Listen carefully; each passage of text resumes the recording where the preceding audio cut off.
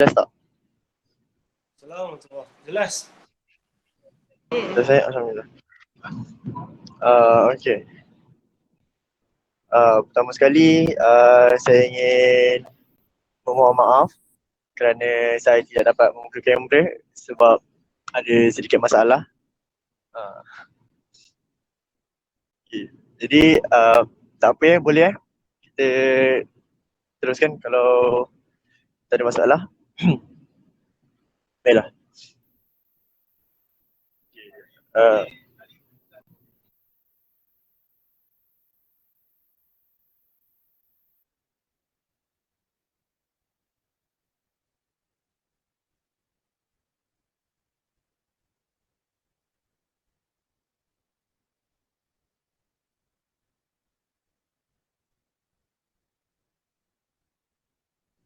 Baiklah.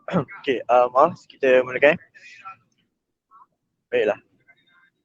Assalamualaikum dan selamat malam. Saya ingin mengucapkan terima kasih kepada semua yang hadir pada program kita malam ini. Waalaikumsalam. IPAK dan Perspektif Islam. Baiklah, nama saya Muhammad Ibrahim Sepanwar. Saya selaku moderator untuk malam ini.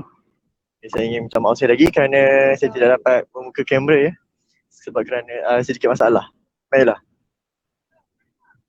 Sebelum tu saya ingin membuat peringatan untuk para penonton, sila mutekan diri anda semasa majlis kita berlangsung bagi menghormati majlis untuk para panel kita memberi penerangan dan jawapan beliau.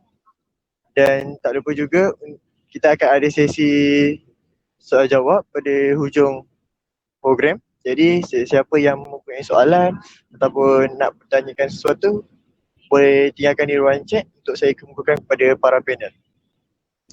Dan diminta juga untuk para penonton menyediakan buku nota dan juga pen untuk catat poin-poin penting yang akan disampaikan oleh para panel kita.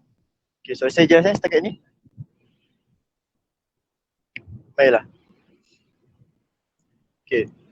Sebelum kita memulakan majlis kita, marilah kita bersama-sama menandatangan mengambilkan bacaan doa yang akan dipimpin oleh saudara Amirul Hakim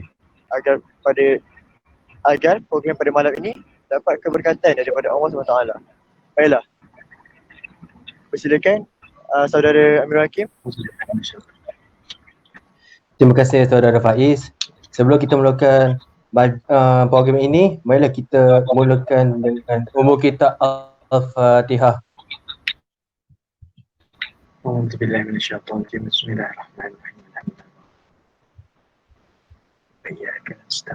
Bismillahirrahmanirrahim.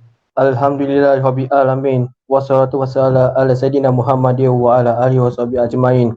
Ya Allah, ya Rahman, ya Rahim. Sesungguhnya kami berhimpun pada malam ini bagi menyatakan kesyukuran di atas kurniaan-Mu yang tidak ternilai.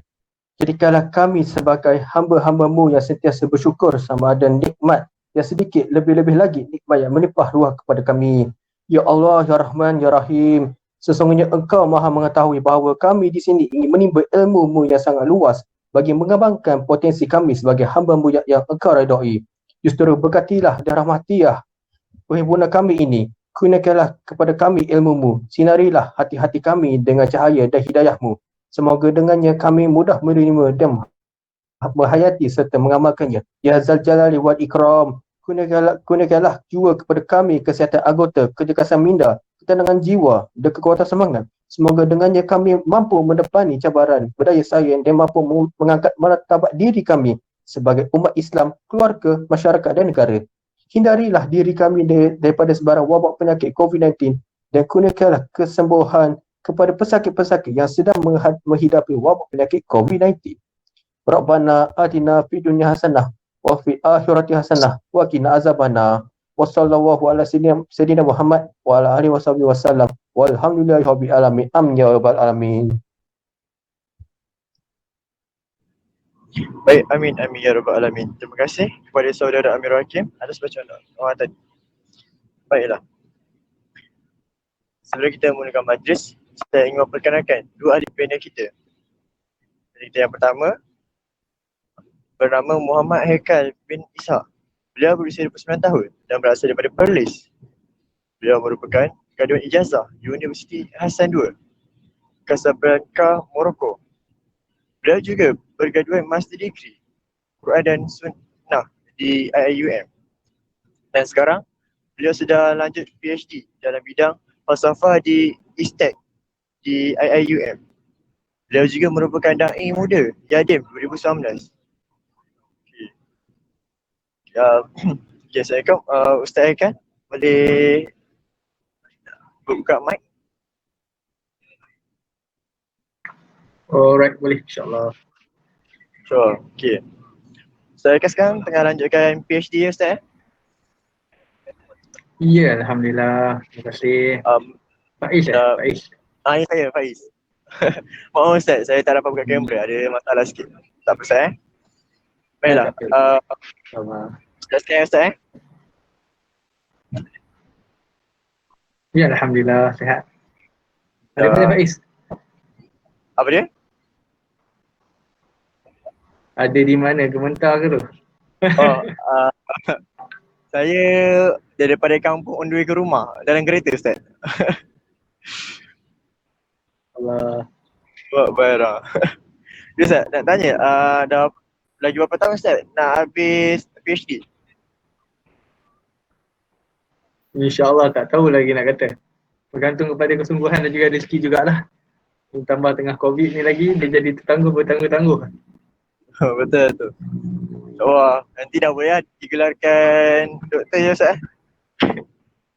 Gelaran doktor tu. InsyaAllah, amin. Terima kasih. Baik Ustaz. Boleh saya teruskan ya Ustaz? Doktor tak berawak lah. InsyaAllah. Boleh insyaAllah. Okay, baik, terima kasih. Baiklah, seterusnya ahli panel kedua kita bernama Saudara Muhammad Amirul Syahadat bin Daud. Beliau berumur 20 tahun dan berasal daripada Seremban Negeri Sembilan.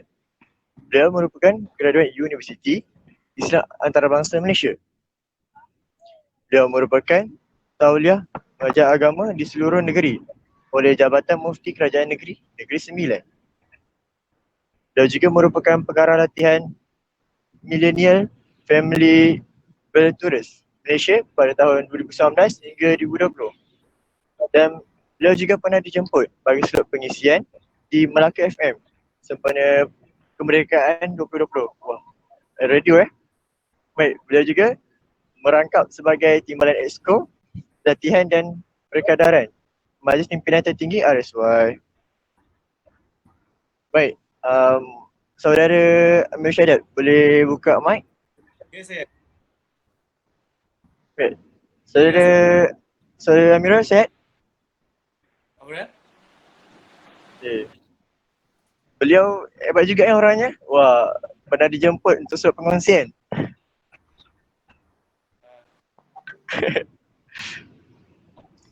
Baiklah. Boleh saya teruskan je?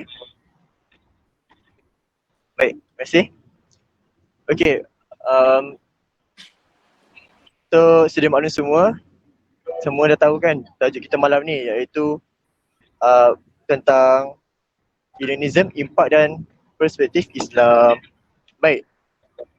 Jadi malam ni tanpa melengahkan masa, saya akan mulakan kita punya soalan pertama yang akan ditujukan kepada Ustaz Haikal.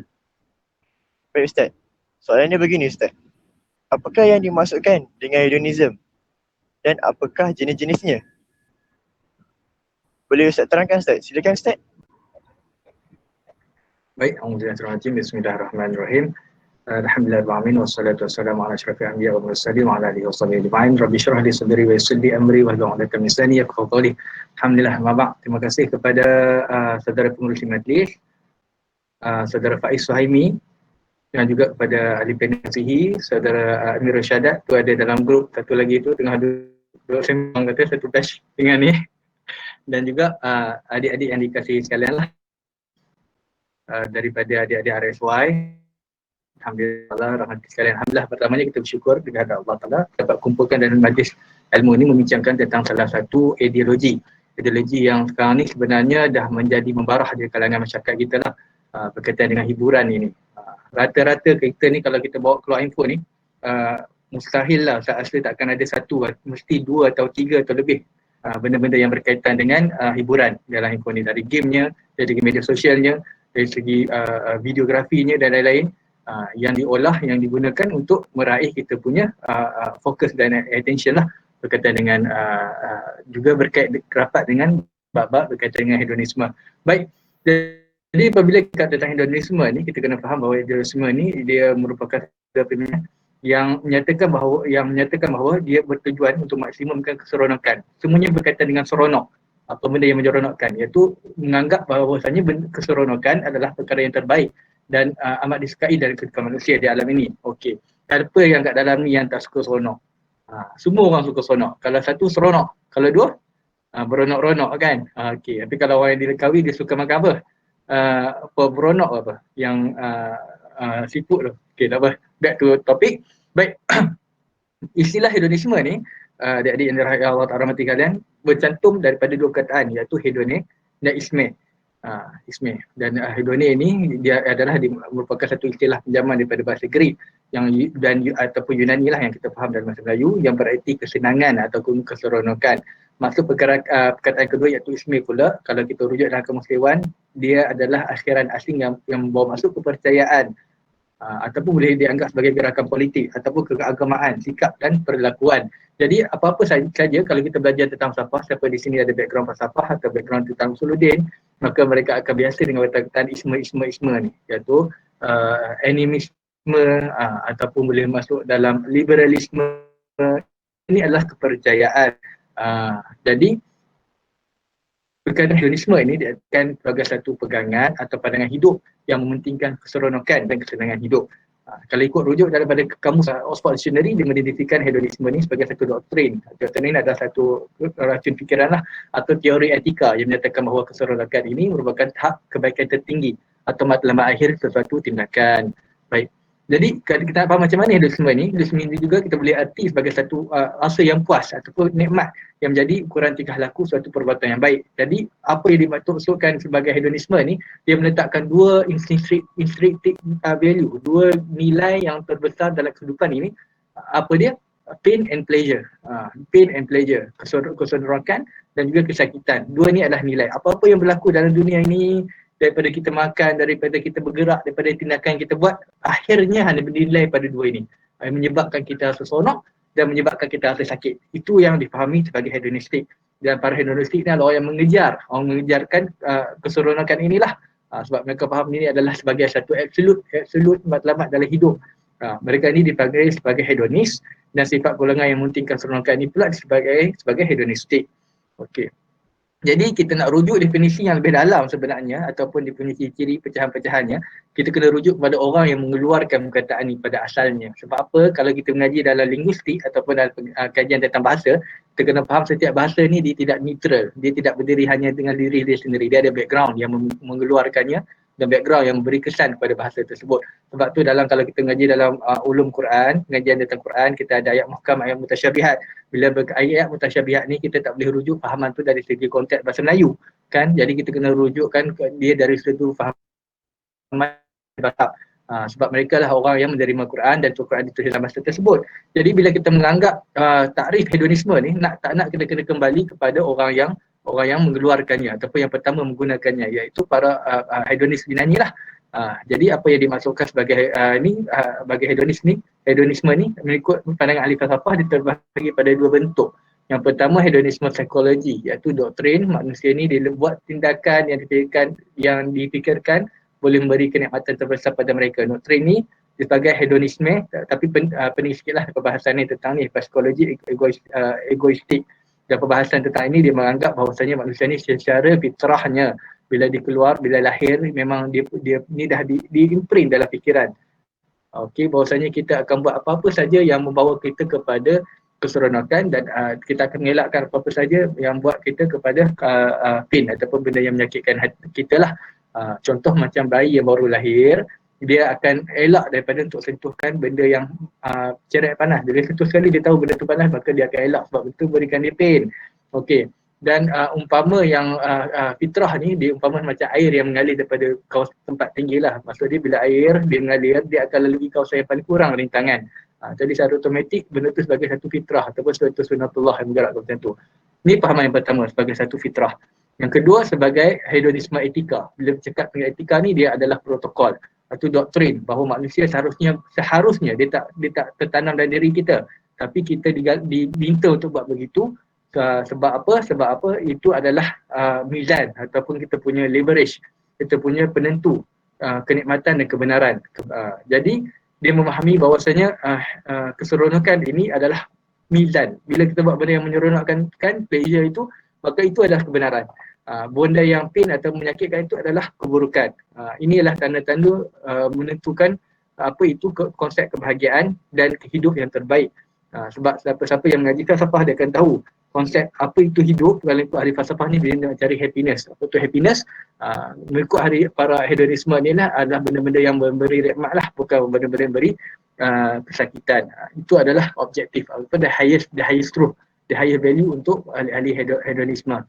Pecahan dia sangat banyak. Kalau ikut detail nanti takut makin pening lah. Dia ada kinestetik, dia ada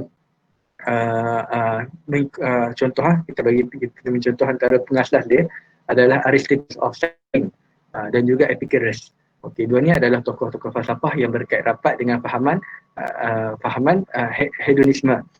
Kalau Aristotle of Science ni dia menubuhkan satu sekolah falsafah, jadi dinamakan Cyrenics, iaitu kita punya matlamat ataupun keseronokan dan keseseraan sebagai satu konsep penting dalam kita punya hidup. Kalau Epicurus ni dia ada dua bahagian pula tadi yang bila Ustaz sebut sebagai kinetetik dengan juga kinetik dengan katastematik. Apa itu? Yang tu dalam lah kinetik ni bila kita buat, kita gatal, kita gaul. Ini hedonisme juga kalau ikut dari segi itulah, dari segi falsafah, sebab tu takrif dia dalam. Tapi kita nak pegang pada kita punya bahasan pada hari ini adalah hedonisme dari segi fahaman yang dipopularkan kita, iaitu apa? Excessive inclination ataupun kita punya satu kecenderungan yang kuat kepada hal-hal yang bersifat dengan keseronokan dan juga mengelakkan keburukan lah, dan meletakkan itu sebagai Tuhan, iaitu keseronokan dan itu sebagai Tuhan. Okey. Kalau lebih masa bagi tahu tau, kalau ikut terangan takut jadi lebih panjang. Okey, itu adalah penerangan secara ringkas. Okey, dan tokoh-tokohnya adalah contoh macam Jeremy Bentham. Jeremy Bentham ni pandangan dia apa? Dia kata apa? Hedonisme ataupun keseronokan ni diukur dari segi intensity dan juga tempoh waktu. Maksud dia lagi banyak kita seronok dengan tempoh yang panjang, maka itulah tanda kebahagiaan. Tapi dilawan oleh satu lagi tokoh lain, falsafah lain yang mengatakan kalau tidak, macam khinzir lah kita, khinzir tu lebih bahagia pada kita. Sebab apa? Khinzir tu dia dalam keadaan kenyang, diberi makan yang cukup dan tempoh yang lebih panjang pada manusia. Kemudian dijawab oleh tokoh yang lain, hedonisme yang lain, contoh macam J.S. Mill, James Stuart Mill, tokoh-tokoh dia lah, yang mengatakan bahawasanya ideologi apa yang dimasukkan sebenarnya kita ada level, degree. Tak sama orang yang dapat kejayaan naik pangkat dengan orang yang dapat makan aiskrim. Contohlah dia bagi tahu ada pleasure yang rendah, ada pleasure yang tinggi. Jadi yang menjadi khinzir itu adalah pleasure rendah sebab dia tak nak menikmati pleasure tinggi. Tapi isu-isu ni macam ni lah, faham. Apa-apa ilmu daripada baptisme ni banyak dia zon, sebab dia berdasarkan pemikiran. Jadi zon apa lagi itulah benda tu takkan jadi ketetapan, tak ada tetap. Itulah kelebihan Islam, bila kita ada Quran Sunnah, benda tu sebagai mizan kita untuk kita rujuk. Jadi pecahan dia sangat banyak, dan boleh difahami, boleh tengok rujuk daripada tokoh-tokoh ni, kita nampak dia punya perkembangan tu lain-lain. Dan salah satu idea saya nak Ustaz nak ceritalah berkaitan dengan pembahasan tentang hedonisme ni, keseronokan. Contoh ni adalah inilah, kalau macam pernah tengok cerita metrik tak? Ya, cerita metrik yang kita masuk dalam dunia alam komputer kan, diberi seolah-olah kita hidup macam tu. Jadi apakah hukum dari sudut dia orang ni adalah satu paradoks perbincangan lah. Bila kita masuk dalam satu mesin yang mana mesin tu memberi keseronokan yang 100%, contoh main game apa, tanpa kita sedar kita dalam keadaan dalam dunia lain, dengan keadaan kita dijagalah di luar tu. Adakah benda tu dikira sebagai hedonisme? Kita dapatkan keseronokan ataupun tak? Siapa yang kata ya, maka dia ada orang yang boleh agree lah dengan hedonisme. Siapa yang tak, maka dia ada perbahasan lain. Ni ada cerita-cerita dia lah, orang bunuh diri contohnya. Sebab apa? Dia pain. Dia nak anti-campaign, maka dia bunuh diri. sebab dia tak dapat present. Ini ada perbahasan-perbahasan tentang hedonisme. Okey, itu saja perkongsian. InsyaAllah, terima kasih. Sorry, aku terlalu panjang. Terus serah kembali kepada saudara Faiz ya untuk pembahasan seterusnya insyaAllah. Terima kasih. Laju sangat ya. Sorry. Maaf. Bismillah. Wah, banyak yang dikongsikan oleh Ustaz ya. Nampaknya Ustaz pun sedikit gemuruh ya. Minta maaf. Memang gemuruh ni. Tempat baru. Baik Ustaz. Terima kasih Ustaz untuk penerangan tadi. Baiklah, tanpa kita melengahkan masa lagi, saya akan teruskan dengan soalan nombor 2. Akan ditujukan kepada saudara Amirul. Baik, saudara Amirul. Ini soalan dia ya. Apakah ciri-ciri seorang itu terpengaruh dengan hedonism? Silakan, saudara Amirul. Okay, simple tu je. Itu je Baik, auzubillahi minasyaitonirrajim. Bismillahirrahmanirrahim. Wassalatu wassalamu ala asyrafil anbiya'i wal mursalin wa ala alihi washabbihi ajma'in. Assalamualaikum warahmatullahi wabarakatuh. Salam perkenalan kepada semua sahabat-sahabat rakan siswa Yadim yang saya hormati. Daim Yadim Haikal. Saya tak tahu lah dia ingat saya lagi ke tidak. Okey. Dan terima kasih juga kepada saudara moderator kita, Faiz. Terima kasih. Dan kepada rakan siswa Yadim PPD lah kerana memberikan ruang ni untuk kita sama-sama berkongsi insya-Allah. Baik, soalannya ringkas saja iaitu macam mana kita nak tahu ciri-ciri mereka yang terpengaruh ataupun ciri-ciri mereka yang terlibat dengan hedonism ni. Mereka yang berfahaman hedonism. Okey, sebelum kita pergi lebih jauh, sebelum saya terangkan lebih jauh, saya nak tanya dulu. Kenal tak ni siapa? Siapa kenal? Kalau kenal, buka lah mic kalau nak. Iron Man. Kenal. Itu Iron Man. Iron Man, Marvel. Tak kenal. Tak kenal. Siapa tak kenal, pelik lah. Saya tak tahulah anda berada di zaman yang mana. Tapi ini adalah Iron Man. Dan kenapa, macam mana anda tahu ni Iron Man? Saya boleh kongsikan. Kenapa anda kata dia Iron Man?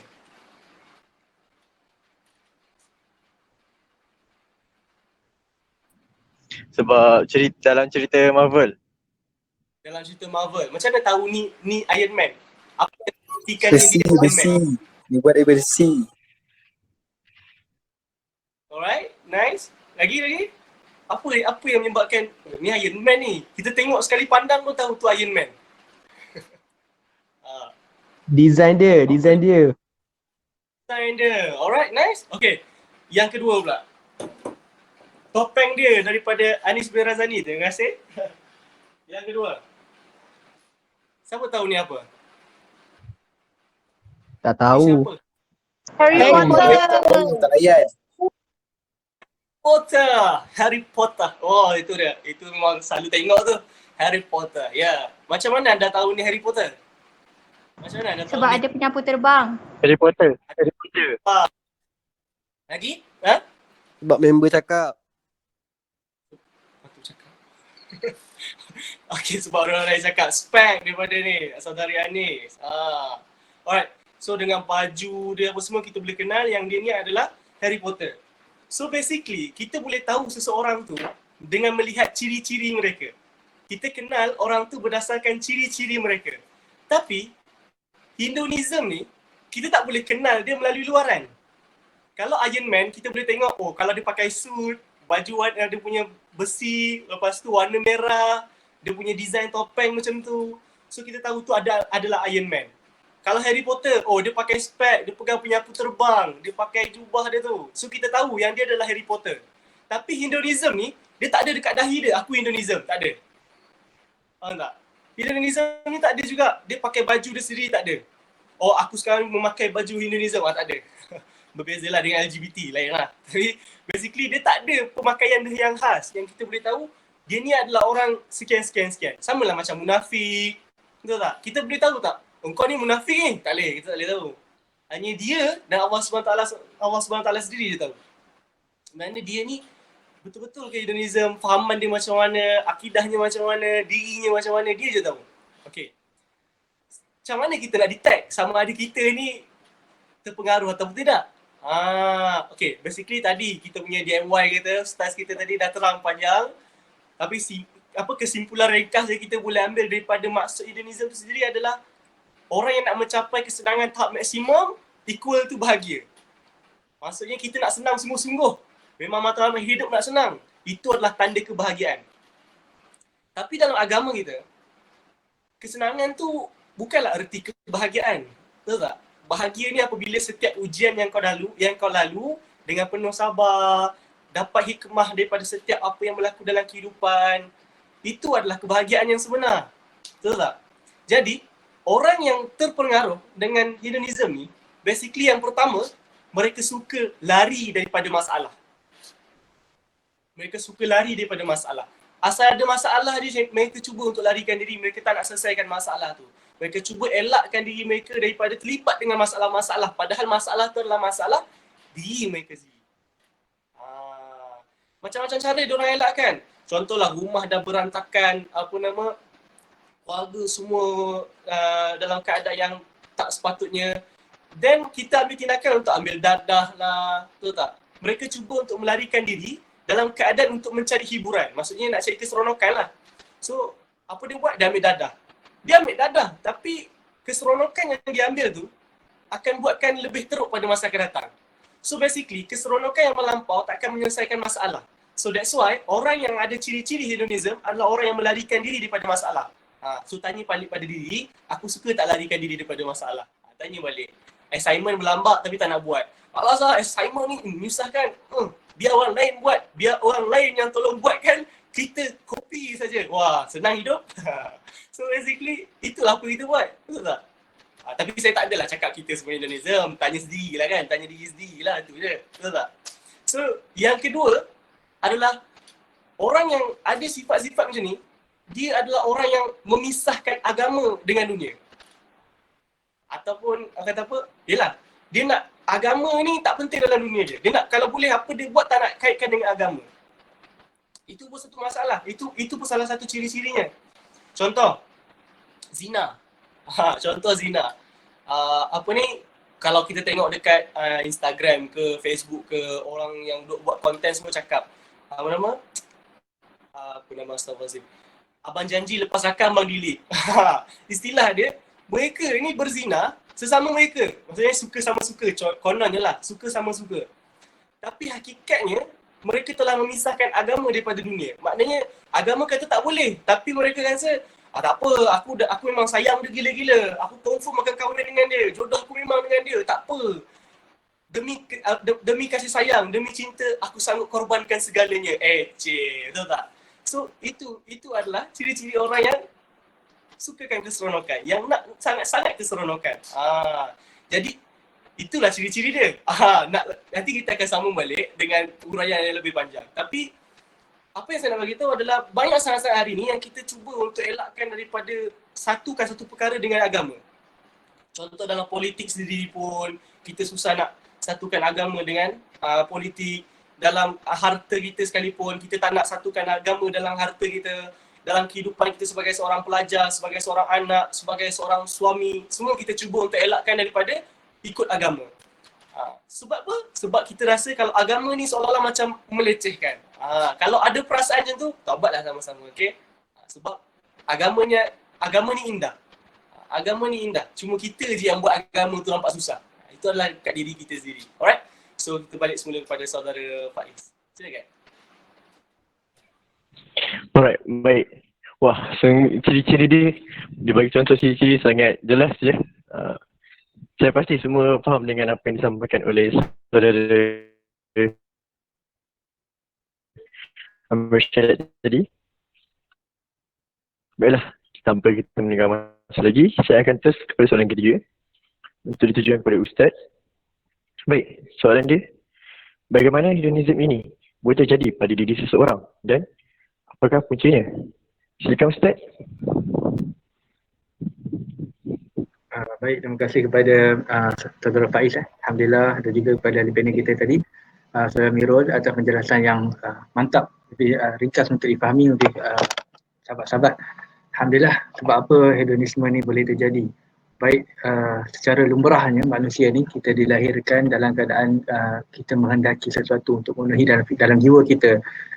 Kalau dari segi biologinya memang kita ni menerjar sesuatu pencapaian, achievement, maka kita pun pernah belajar ada beberapa hormon-hormon lah kalau tubuh badan ni yang Allah Ta'ala cipta, serotonin, oxytocin, apa lagi, testosteron bukan dan ada hormon of happiness yang mana memang kita diciptakan untuk mencapai sesuatu dan dengan itu akan diberi ganjaran.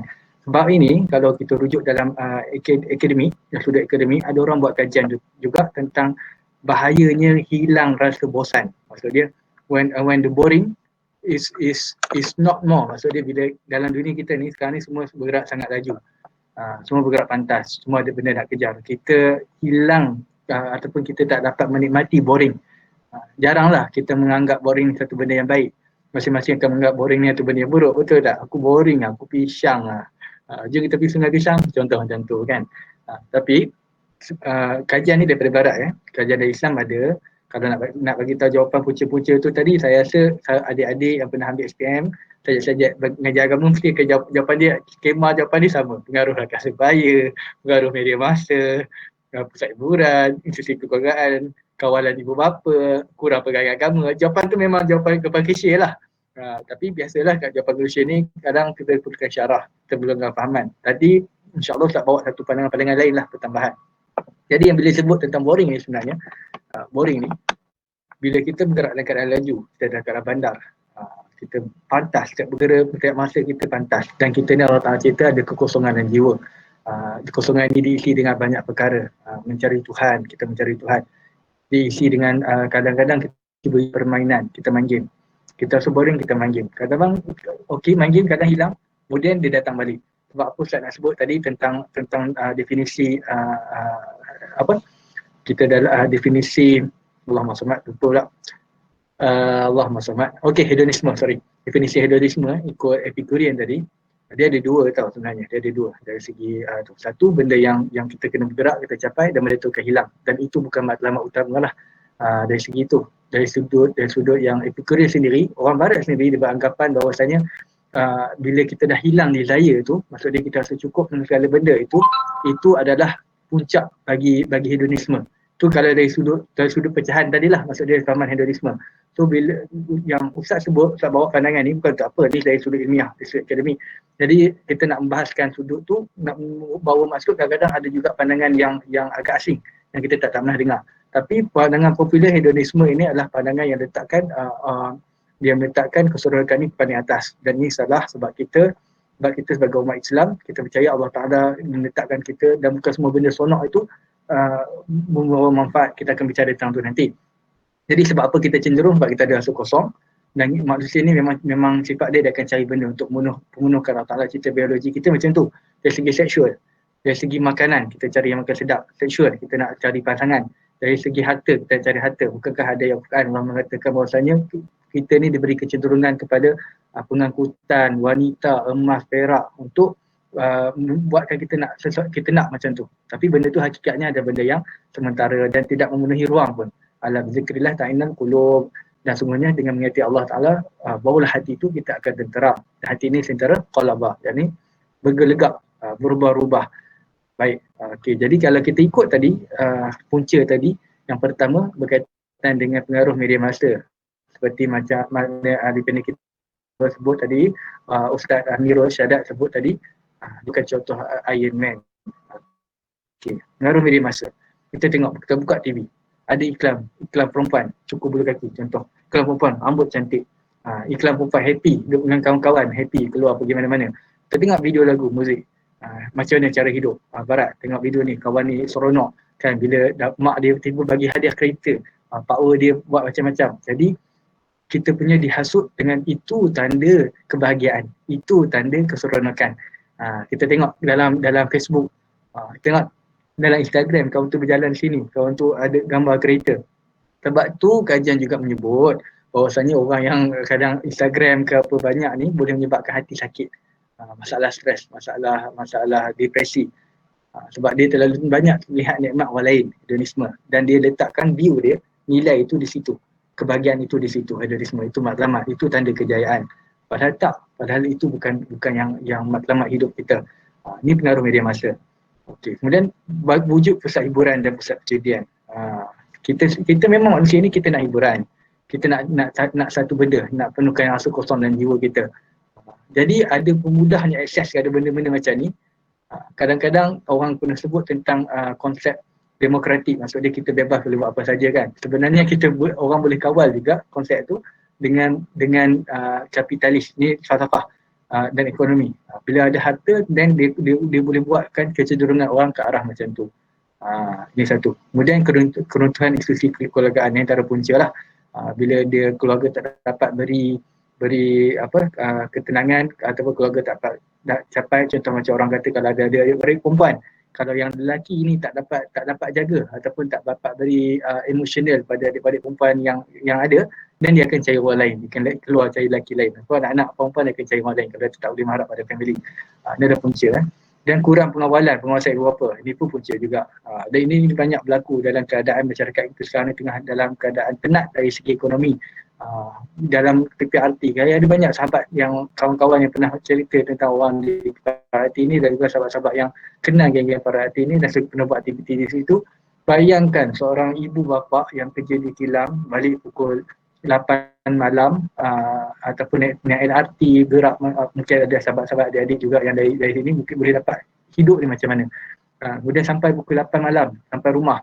Sebab tu kadang kita tengok budaya di ibu kota ni banyak yang keluar malam pergi ke shopping complex, hiburan di ke arah itu sampai pukul 8 malam, kadang buat OT kan, buat OT sampai lewat malam, anak dah tidur. Jadi bila orang nak luangkan masa dengan family, esok pagi nak kena bangun awal, nak hati lagi. Ini salah satulah punca kurang pengawalan masa ibu bapa. Kemudian kurang pegangan agama. Ni pegangan agama ni, orang yang tak memahami agama maka dia tak dapat faham konsep ilmu ini. Tamakin ni dia menetap dalam ni, dia menjadi cerita cermin untuk melihat apa dia sebagai maklumat hidup, apa dia ni. Kita faham bahawasanya kenikmatan ni boleh jadi satu ujian dan juga boleh jadi satu musibah untuk kita.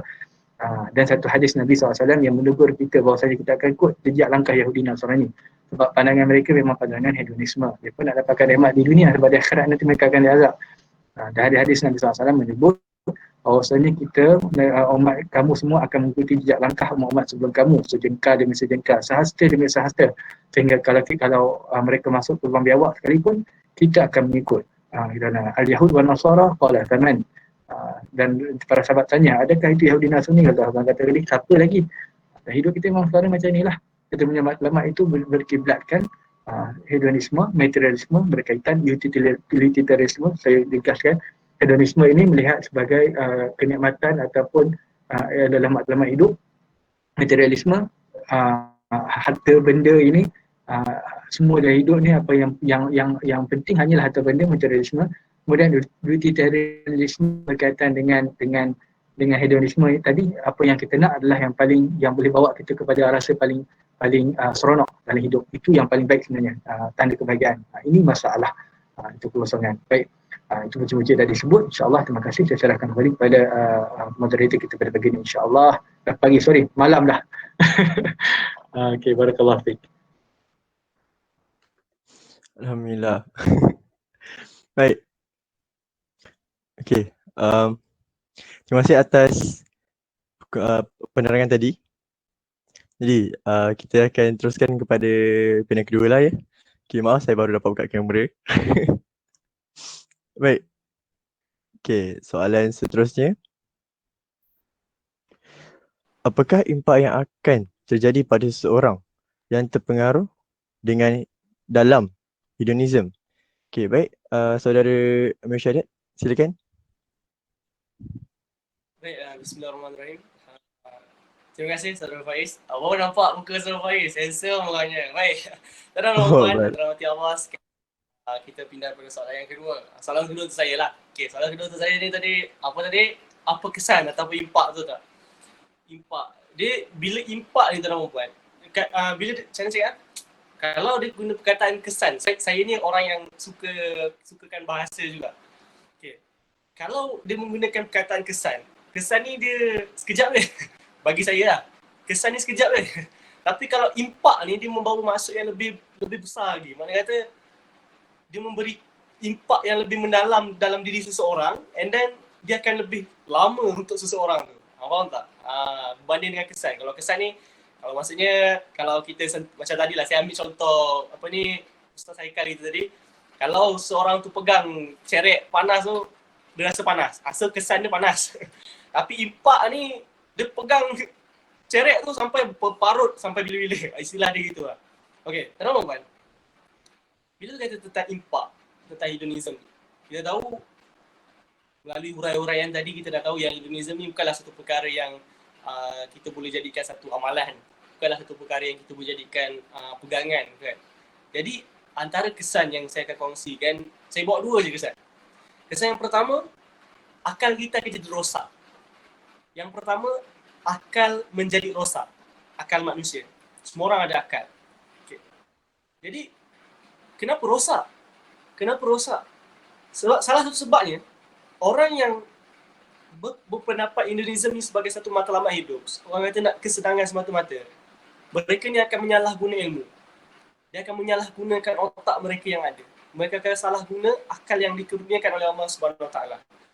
Contoh mudah, kita ada Instagram, macam yang Ustaz Eka kata tadi, Instagram. Kita tengok kesenangan orang lain, kita rasa cemburu, kita rasa tak puas hati dengan orang. Seronoknya, aku pun dah jadi kaya, aku dah jadi famous. So, benda tu akan merosakkan kita punya akal lah. Kita akan depress, kita akan anxiety, kita akan tak kerti duduk diam. So basically, akal kita akan jadi terbantu. Akal kita akan jadi terbantu. Bahkan, kita ni kalau kita terlalu banyak seronok lah kan. Kita tengok MLM, Maharaja Lawak Mega, contoh lah kan. Tu simple lah tu. Maksudnya tu tak adalah sampai Beria Bona kan. Tengok Maharaja Lawak Mega. Apa jadi kalau orang tu buat lawak? Kita akan tergelak ataupun ketawa. Dan Imam Al-Ghazali kata, kalau kita banyak ketawa ni, akan merosakkan akal kita.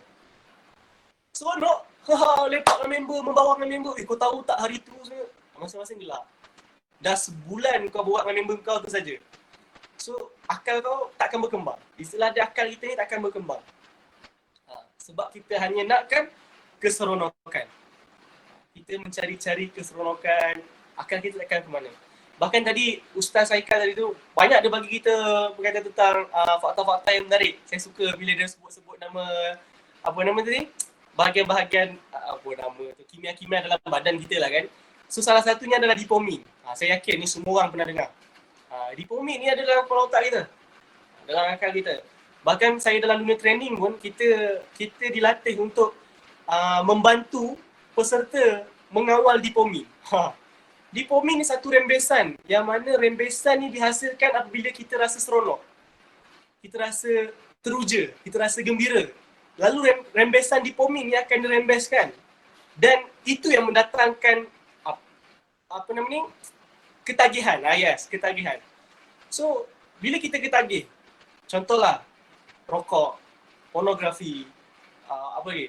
Benda-benda yang menyeronokkan ni kita ketagih untuk buat sebab apa? Dipomin ni dia menghafal apa yang kita nak buat setiap hari.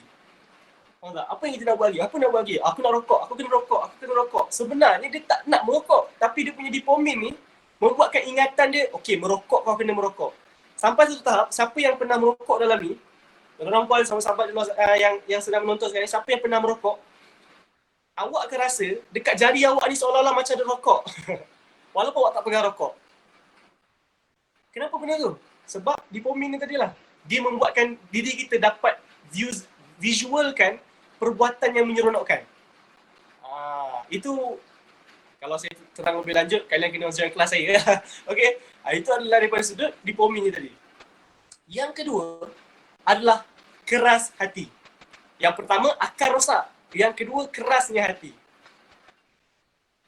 Sebab keseronokan ni, macam cakap, orang kata, pernah dengar istilah kan? Buat baik asyik kena pijak je, betul tak? Pernah dengar istilah tu kan? Buat baik asyik kena pijak je. Sebab apa? Sebab tak seronok lah kan? Sebab tu kau mengeluh. Buat baik asyik kena pijak. Mengeluh sebab tak seronok. Yang seronoknya apa? Buat jahat.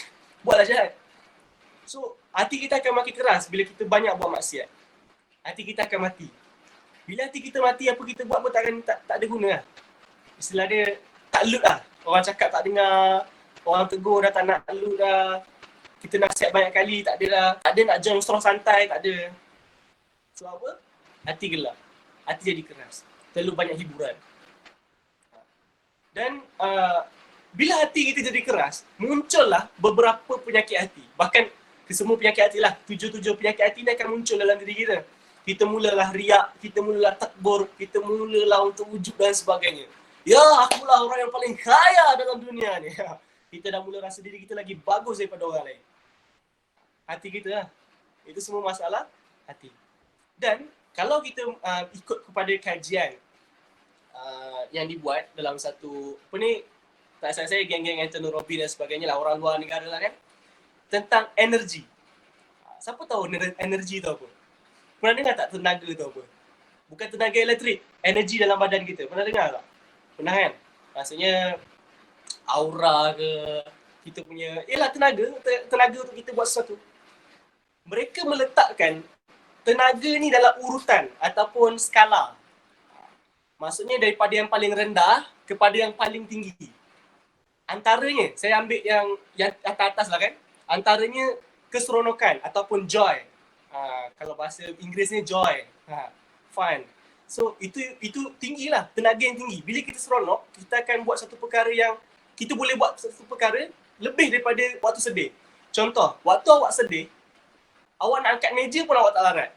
Nak angkat dumbbell yang 2 kilo pun awak tak mampu. Tapi kalau awak tengah seronok dengan kawan-kawan apa semua, angkat meja, angkat kereta pun boleh jadi agaknya. Sebab terlalu seronok, tenaga tu tinggi. Okay. Yang seterusnya adalah ketenangan ataupun peace. Bukan peace ni, ketenangan. Orang yang ada ketenangan dalam diri dia, tenaga ketenangan dalam diri dia, lagi kuat tenaga yang dia. Maksudnya dia lagi dahsyat lah. Memang kau punya tenaga yang dia ada. Tapi yang paling tinggi, orang luar negara tahu tak? Yang orang luar negara letak, yang paling tinggi tenaga yang ada adalah bahasa kita syahwat. Bahasa kita syahwat. Nafsu syahwat tu adalah tenaga yang paling tinggi. So kalau waktu kau tengah bersyahwat tu, ada nafsu yang, itu adalah tenaga yang paling dahsyat. Dan inilah yang mampu untuk kadang-kadang merosakkan hati kita. Sebab benda tu tak bagus lah. Sebab macam ni sekarang, contoh awak dengan pasangan yang belum halal, itu adalah perkara yang dilarang oleh agama Allah SWT. Jadi bila awak buat, perkara itu akan merosakkan hati awak. Sebab awak telah melanggar agama Allah SWT. So itu adalah susunan yang diletakkan tahap ketinggian ataupun tahap skala pada tenaga. So basically ada 2 tadi tu, impak yang kita kena hati-hati dengan hedonism ataupun keseronokan ni. Yang pertama, akar rosak. Yang kedua, kerasnya hati. So hati-hati. Itu saja. Baik, saudara Faiz. Baik. Bertahan juga poin-poin yang disampaikan tadi. Baiklah. Kita akan teruskan dengan soalan seterusnya. Soalan ketiga untuk Ustaz. Baik, dalam perspektif Islam, apakah had buat seseorang Muslim dalam menikmati kesenangan dan berseronok? Baik Ustaz, silakan Ustaz.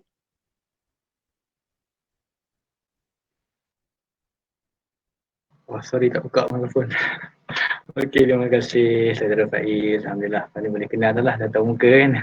So, sempat kabarnya kan. Alhamdulillah. Baik, kembali pada soalan tadi, dalam perspektif Islam, apakah had untuk seorang Muslim untuk menikmati kesenangan dan berseronok? Baik, kalau kita bercakap tentang had ni, maka kita tahu dalam Quran sendiri pun dia menyebut banyak tentang hukum-hukum hudud. Bila disebut tentang hudud ini, maka hudud ni hudud lah. Had lah asalnya, hudud. Iaitu barrier, limit. Sebab apa kita dalam Islam, kita faham Islam ni ada kaedah-kaedah dan ada ajarannya. Yang mana sebenarnya sangat luas. Dan yang keluar daripada itu sebenarnya dia melanggar maqasid-maqasid ataupun matlamat yang Islam bawa, antaranya nak menjaga diri, menjaga nafs, hifzun nafs, menjaga harta, menjaga nasab, menjaga agama dan menjaga nyawa. Contohnya. Betul. Okey. Jadi apakah hak untuk seorang Muslim untuk menikmati kesenangan dan berseronok? Kita sebagai agama Islam ni, sebab kalau kita belajar tentang hedonisme, dia ada lawan hedonisme ini, asketisme, iaitu hidup-hidup yang dibawa oleh golongan rahib, golongan mang, sami-sami, iaitu meninggalkan syahwat, meninggalkan keseronokan langsung 100%. Jadi Islam ni kita kita mengiktiraf bahawasanya manusia ni dia ada keinginan, dia ada, memang kita cenderung pada benda yang menyeronokkan. Tapi kita ada hudud. Apa itu hudud? Kita faham dalam Quran ada inna lahwun wa la'ib. Jadi takrif hiburan dalam Islam yang diterima sebenarnya adalah al-lahwu, iaitu perkara yang melekakan manusia daripada pelbagai gangguan, pemikiran dan masalah yang mengganggu tidur mereka.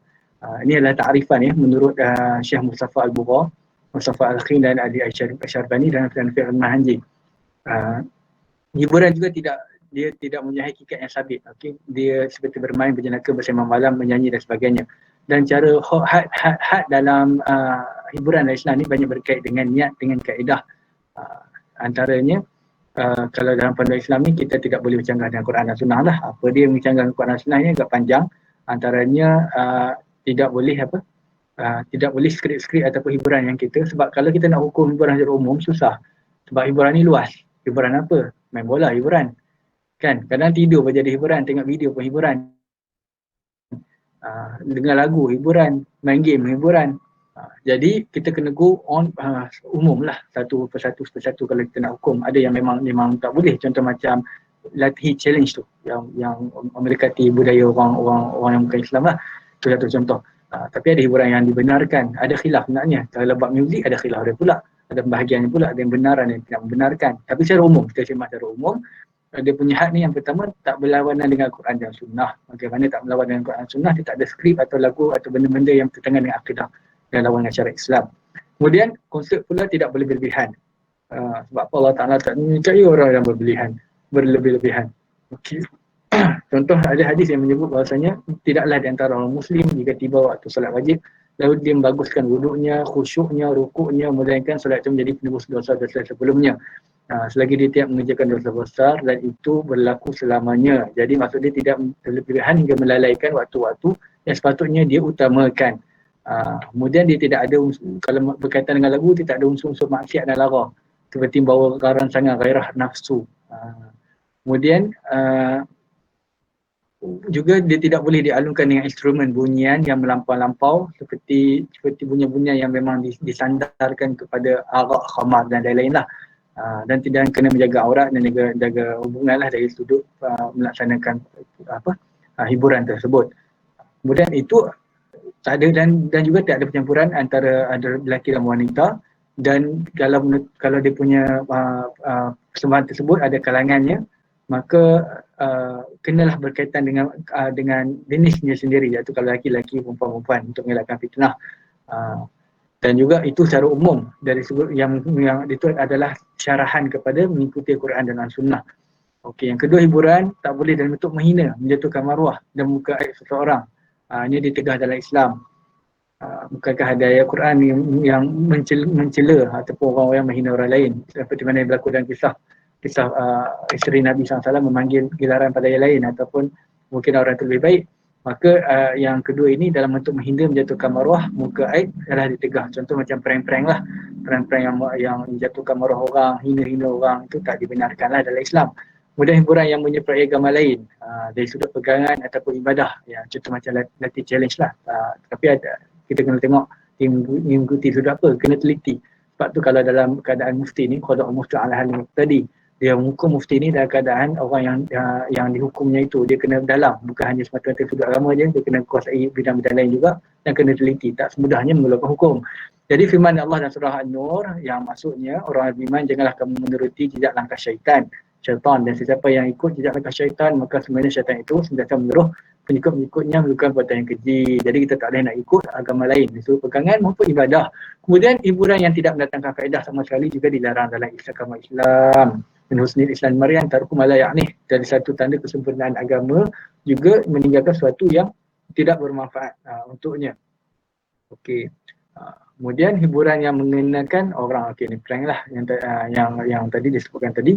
Sebab ada hadis menyebutkannya tidak halal bagi seorang muslim ni melakukan orang muslim yang lain. Dan ada juga hadis yang kita pun ma'ruf, la darara wa la dirar. Dia tak boleh melakukan mudarat dan tidak boleh membalas kemudaratan dengan mudarat juga. Dan kita kena faham bahawasanya syaitan ini dia mengambil peluang dari hiburan yang melalaikan. Sebab hiburan ni macam jarum lah. Kita perlu macam garam, kita kena ada tapi tak boleh melampau-lampau.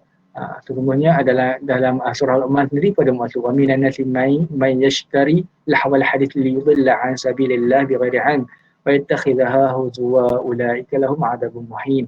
Dan di antara manusia yang memilih serta melanjarkan hartanya kepada cerita-cerita dan perkara-perkara hiburan yang melelehkan yang berakibat menyesatkan dirinya. Ada orang ramai dari agama Allah SWT yang tidak berdasarkan sebarang pengetahuan.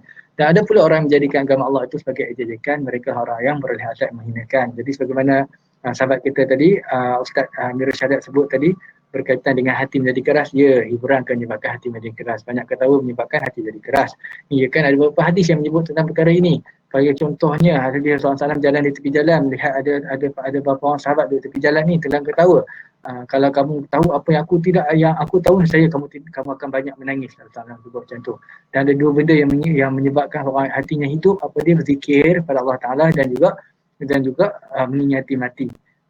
Tapi ini tak bermaksud bahawasanya kita kena selih dia betul, tak bukan maksud macam tu. Kita ada equilibrium ataupun keseimbangan. Ini agama Islam yang wasatiyah, yang pertengahan, yang mana kita mengawal. Kita ada fitrah, kita ada keinginan ke arah macam tu, tapi kita ada laluan dia.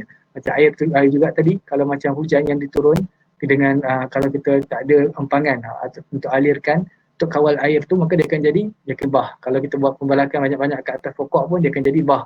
Tapi bila kita tetapkan ada hutan simpan, kita ada empangan untuk kawal, kita ada aliran, maka fitrah yang tadi kita inginkan tadi dia akan mengalir dengan cantik dan akan mewarnakan dan juga akan beri tumbuh-tumbuhan yang ada sekeliling itu akan tumbuh dengan elok dan kita akan dapat hasil. Inilah antara yang dimaksudkan sebagai mana Islam ni sebab meletak had, tapi bukan had untuk memusnahkan, had untuk merosakkan, tapi had itu untuk mengiring ataupun membimbing umat ataupun membimbingkan fitrah manusia ke arah jalan yang baik, insyaAllah. Itu saja perkongsian, insyaAllah.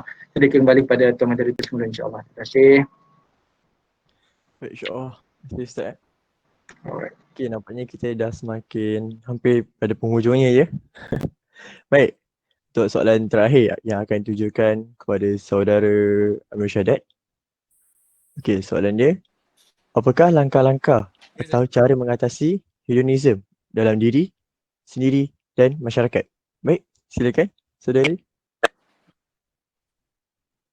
Terima kasih kepada saudara Faiz yang tak putus-putus menemani kita pada malam ini. Okey. Baik. Soalannya, cara untuk kita mengatasi ataupun yalah, kita nak elakkan diri kita daripada terlibat, terpengaruh, berkecimpung dalam dunia hedonism ni. So, memandangkan ini adalah soalan yang terakhir daripada saudara moderator kita, memandangkan ini adalah soalan yang last, maka saya nak kongsikan dengan anda teknik last. Boleh nampak tak dekat saya punya whiteboard? Boleh nampak. Saya tulis apa? Saya tulis apa? Tak ada kosong. Tak nampak, Kosong. maksudnya betul. Tak ada apa tu, maksudnya jelas tu. Kalau nampak sesuatu tu, ya, okay. So, teknik last.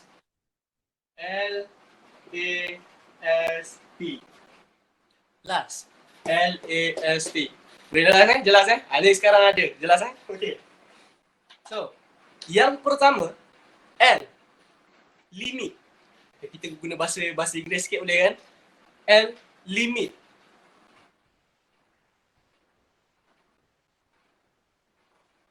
Untuk berhibur tuan-tuan dan puan, sahabat-sahabat yang dirahmati Allah sekalian, tolong kita kena letak limit pada setiap hiburan kita. Tadi had sebagainya tadi Ustaz Eka dah terangkan dah tadi. So limit tu lah tadi yang kita kena ingat sentiasa. Oh, dalam pergaulan tak boleh ada lelaki dan perempuan bercampur. Itu limit lah. Ada batas kita lah. Faham tak? Dalam setiap hiburan kita kena ada batas. Kita kena set sendiri. Okey, aku nak main game. Okey, main game tak boleh mencarut. Batas lah tu. Tak boleh mencarut. Kita letakkan batas dalam setiap perbuatan kita. Dalam setiap hiburan kita, dalam setiap keseronokan yang kita nak lakukan. Kita yang kena letakkan. Macam mana kita nak tahu? Macam mana kita tak tahu benda tu? Kena belajar lah. Kena belajar lah benda tu semua. Okey? Maksudnya, kita tahu batasnya adalah lelaki dan perempuan tak boleh bercampur ketika kita bermain. Tak boleh kita nak bersuka-suka lelaki perempuan tanpa sebarang tujuan dan sebagainya. So, kita kena belajar benda tu. Belajar dengan siapa? Macam-macam ustaz ada. Antaranya Ustaz Haikal sendiri. Boleh pergi menuntut dengan Ustaz Haikal. Ustaz Haikal, saya nak belajar apa had-had dalam bergurau senda, dalam berhibur dan sebagainya. Boleh menuntut dengan Ustaz Haikal. Nanti Ustaz Haikal bolehlah korang DM Ustaz Haikal nanti ya. Okay. So itu adalah L, limit. Boleh dengar suara saya ke dah line slow dah ni? Dengar. Suara saya kan? Masih jelas. Alright. So yang seterusnya adalah A.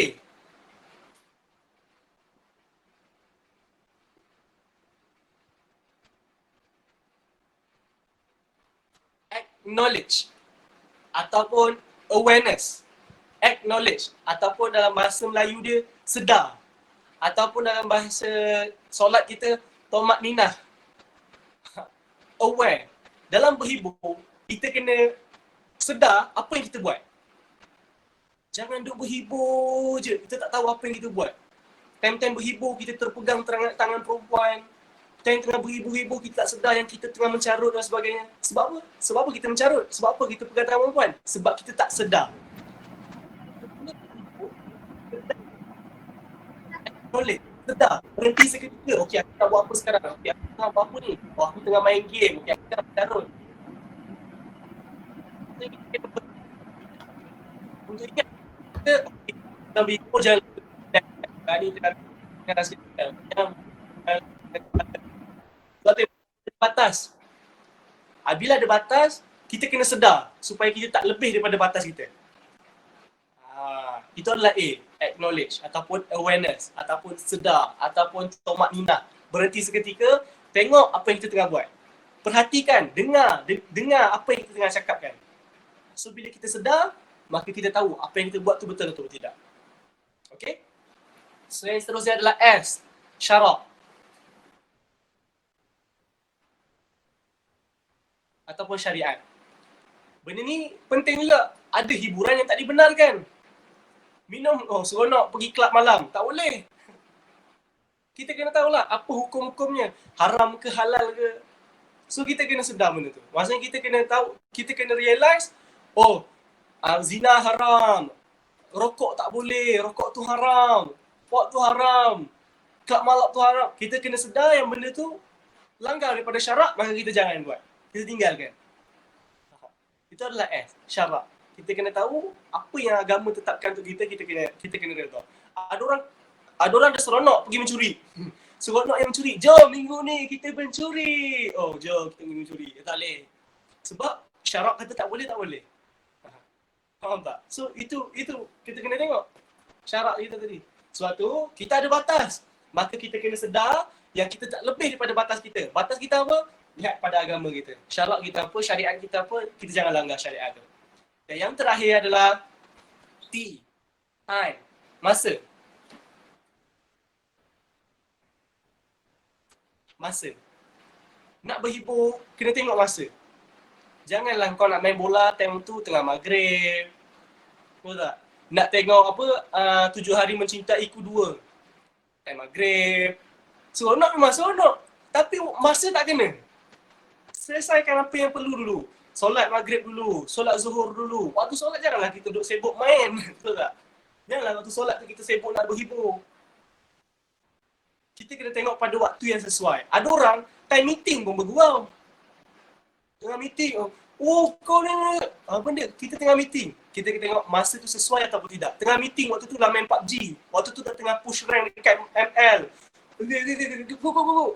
Come on lah. So kita kena tengok masa tu sesuai ataupun tidak untuk kita berhibur. So basically ada 4 cara yang saya nak kongsikan dengan anda semua untuk kita sama-sama atasi daripada diri kita ni terjebak dalam hiburan yang berlebihan.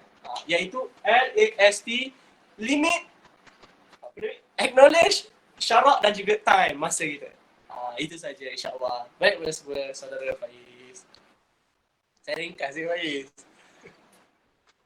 Baik, wah. Nampak contoh-contoh yang diberikan lah. Contoh dekat saya baca ruangan chat tu daripada saudari Anis. Anime hiburan, nampaknya. So, limitkanlah. Janganlah kita lalai tengok anime sampai subuh, tengah malam kan. Lepas tu subuh terlepas. Tak nak macam tu. Contoh macam tadi Amirul, saudara Amirul kata main bola sampai maghrib. So, timing dia tu kena betul lah. Baik. Jadi sesi kita perkongsian kita telah selesai. Kita akan pergi kepada sesi yang seterusnya iaitu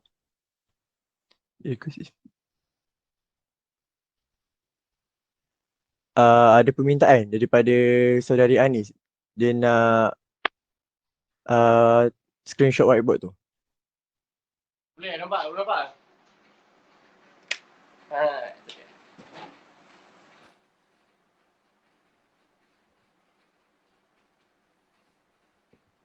Dah ke tu? Okey. Rasanya dah tu kot. Baik. Kita akan pergi kepada sesi soal jawab. Jadi sesiapa yang ada soalan bolehlah kemukakan soalan anda di ruangan chat untuk saya sampaikan kepada para panel kita.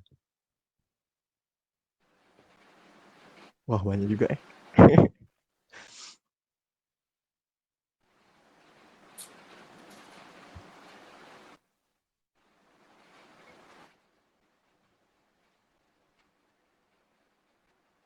Baik, sekejap saya tengah tengok soalan. Baik, okey. Ada soalan pertama. Saya tujukan ni kepada Ustaz lah ya. Boleh Ustaz? Boleh insyaAllah, sorry. Kalau kau ada telefon. Dah Ustaz, okey. Soalan dia macam ni. Assalamualaikum. Saya ingin bertanya, macam mana kita mahu hindari rakan kita yang menikmati kesenangan dan sering mengajak kita? Daripada Zulfikar, nampaknya ada orang mention Zulfikar di situ. Baik Ustaz, silakan. Waalaikumsalam warahmatullahi wabarakatuh. Terima kasih atas soalan yang diberikan, insyaAllah. Jadi soalannya, macam mana kita nak hindari rakan kita yang nikmati kesenangan dan sering mengajak kita? Okey. Kan, kalau dia tengah nikmati, contoh dia duduk makan sedap ke, dia ajak kita makan sekali, takkanlah kita nak kan. Baguslah benda macam tu kan, dia nak ni sekali kan. Kita kena tengok juga sebab agama Islam ni bukan maksudnya agama yang pesimistik atau agama yang fatalism. Apa itu pesimistik? Ni pesi je, sedih je. Apa yang maksudkan fatalism? Maksud dia kiamat dah dekat, kita kena sedih, kita kena macam tu je. Tak, bukan cara dia. Jadi memang ada hadis yang Nabi SAW sebut bahawasanya orang mukmin ni, orang Islam ni, bagaimana para sahabat tanya orang yang gembira dengan ibadat dia. Ini satu nikmat lah. Rasulullah kata tak ada masalah, itu satu nikmat yang diberikan pada orang mukmin. Jadi perbahasan sebenarnya, ni perbahasan yang besar sebenarnya. Perbahasan berkaitan dengan hedonism. Hedonism ni berkaitan dengan nikmat, keseronokan dan juga kesakitan. Kena takrifkan dulu apa itu seronok dan apa itu sakit. Okey. Masalahnya sebab apa Quran ni turun? Sebab kadang-kadang kalau orang yang buat ibadat dia menyeronokkan, kesenangan, dia rasa senang. Yang sering ajak kita buat ibadat, dia rasa seronok buat ibadat. Dia ngajak kita, baguslah dia ajak. Tu takrif tu baguslah. Tapi sebab lumrah manusia ni kadang kita ditipu oleh syaitan dan lain, jadi Quran ni datang untuk dikawal. Tapi untuk faham tentang konsep pleasure ni ataupun kesenangan ni, macam itulah sebenarnya kita kena faham dulu apa itu kesenangan. Kalau dalam pengalaman hidup lah kita, macam Ustaz kadang ada baca, kita boleh bahagikan dalam hidup ni ada benda yang fun dan benda yang happy. Fun ni apa? Benda-benda yang seronok, contoh macam tengok anime lah kan. Kalau lah kita binge watch anime, contoh daripada pukul 12 sampai pukul 5 pagi, binge, fun tak benda tu? Seronokkan tak? Seronok tak? Okey, seronok. Tapi benda buat tu akan menyebabkan kita happy tak? Tak. Kan?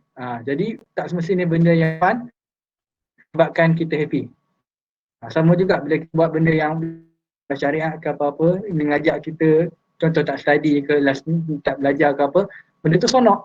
Contoh dalam benda-benda lompat pagar daripada sekolah ke, kan waktu PKP ni buat macam-macam, main kena orang ke, seronok. Tapi benda tu happy tak bila kena balik? Tak happy. Kan benda tu yang berkaitan dengan kita rasa bersalah. Allah Ta'ala cipta kita ni manusia ni sangat elok dah. Memang agama Islam ni agama fitrah. Yang mana kalau kita ikut, kita akan rasa ketenangan. Dan kena bezakan antara fun dengan happy. Happiness yang hakiki lah. Jadi kalau kesenangan benda yang dimasukkan dengan benda yang buruk, kita nak hindari macam mana? Kita kena ada banyak kaedah, nasihat boleh, kalau tak mampu kita jarakkan boleh. Kaedah yang biasa bergantung pada orang, sebab orang ni berbeza. Ada orang boleh makan nasihat, kita bagi nasihat. Kalau orang boleh makan kaki, tak payahlah bayar kan. Tapi itulah, tak, maksud dia bergantung pada orang dengan cara berhikmah. Sebab Ustaz boleh bagi nasihat, tapi siap orang lebih faham. Kadang-kadang orang tu dia tak boleh terima nasihat kita minta orang yang bagi nasihat. Billati ahsan kan. Bil hikmati wal mau'izatil hasanah. Maksudnya kita ngajak pada agama dan sama kan ngajak pada bahagian pun dengan keadaan yang berhikmah dan cara yang elok. Okey, tu simple lah. Kita serahkan balik kepada moderator. Terima kasih. Panjang pula lagi. Baik, tak apa Ustaz. Okay. So untuk yang Ustaz kata tadi, hiburan je. Jadi jangan sampai kita lalai lah kan. Betul tak? Okay. Soalan seterusnya. Saya bagi dekat saudara Amirul Syahadat Boleh? Okay, soalan ni saya ingin bertanya. Sebagai muslimat, adakah shopping tu merupakan salah satu hedonism? Okay, silakan. Dia nak jawapan je kan? Tidak. Dia tanya, adakah shopping tu salah? Tidak. Kena faham betul. Hedonism ni bila kita keseronokan tu berlebihan. Hang pergi shopping tak ada masalah tu. Kalau tak pergi shopping, kosong lah dapur. Kau tak ada makanan. Tak nak baju. Faham tak? Mana kata tak salah pergi shopping. Pergilah. Memang itu diperlukan. Perkara yang memerlukan. Pergilah. Tapi kalau yang berlebihan, yang melampau-lampau, botol, agak-agak macam dia bukan nak beli barang dalam mall, dia beli mall. Itu kalau kaya bona tu terpulang lah kan. Tapi istilah hedonism ni bukannya saya cakap hedonism ni perkara yang berlebihan. Yang melebih-lebih. Saya tak boleh cakap ya. Kalau saya cakap ya, habislah lepas ni. Member kau pergi shopping, dasar hedonism. Sudah. Tak. So tak, benda tu bukannya macam cara kalau satu perkara tu berlebih-lebihan, dah tiap-tiap hari kau pergi shopping pula, tiap-tiap masa pergi shopping sampai kau lupa. Dia istilah dia macam ni. Ada soalan-soalan yang saya baca tadi kat bawah-bawah tu sekali, dia berkait juga. Awak kena pegang satu konsep. Bagi saya lah, pegang pada satu konsep. Kalau awak buat satu perkara tu membuatkan lebih jauh diri awak kepada Allah Subhanahu Wa Taala, jauh diri awak daripada Allah Subhanahu Wa Taala, salah lah. Faham tak? Kalau awak shopping sampai lupa Allah, salah lah tu. Kalau awak main bola sampai lupa Allah, salah lah tu. Faham tak? Lupa Allah ni macam mana? Syahadat, aku ingat Allah. Sambil shopping tu aku baca bismillah. Aku ingat Allah. Bukan macam tu. Ingat Allah kat sini luas. Contoh, awak shopping, awak main bola sampai lupa nak solat. Lupa Allah tu. Awak shopping, awak tengok drama, K-pop dan sebagainya. Sampai awak tak tolong mak awak kat dapur masak. Salah tu. Apa saja yang awak buat, jauhkan diri awak daripada Allah Subhanahu Wa Taala, salah.